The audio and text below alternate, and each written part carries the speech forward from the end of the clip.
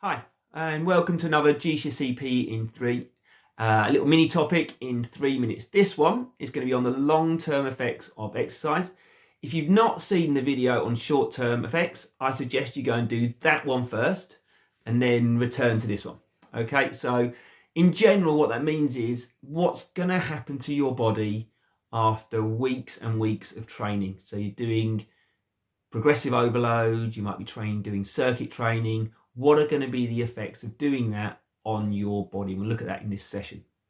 So in general, what it means is when you train, your body's going to be better at bringing oxygen in and using oxygen around your body, and therefore you can work at a higher intensity and you can work for longer because you're delaying the onset of lactic acid. You can work maybe towards your anaerobic threshold, whereas before you might have been a lot lower.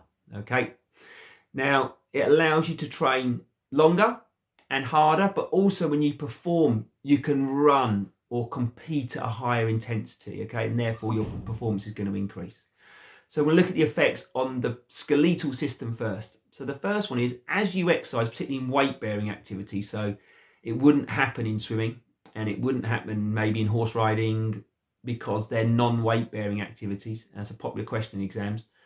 The weight-bearing activities such as running, football, team games, netball, your body's being supported. So your bones get stronger. The bone density increases because new bone cell is made and that new bone cell is therefore stronger.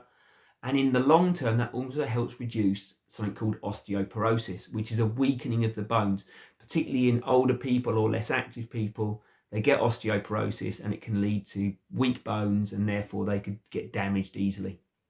Now in the muscular system, we get increased strength of our ligaments and our tendons.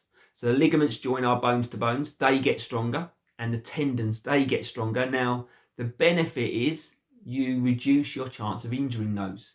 They're more likely to withstand being sprained or strained or damaged in some way.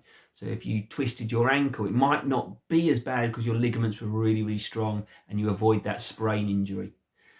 Next one, you're going to get muscular hypertrophy. So this is probably the one you're going to write about the most if you do your PP on muscular endurance or muscular strength.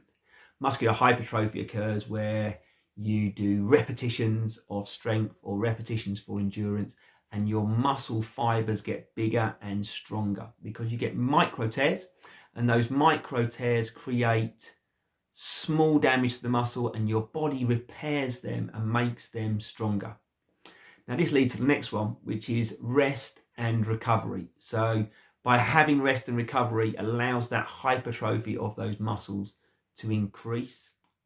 Now in the next video, I'm going to talk about the circulatory system or the cardiovascular system and also the respiratory system and look at the long-term effects of that. So check that out maybe in a day or two. Good luck.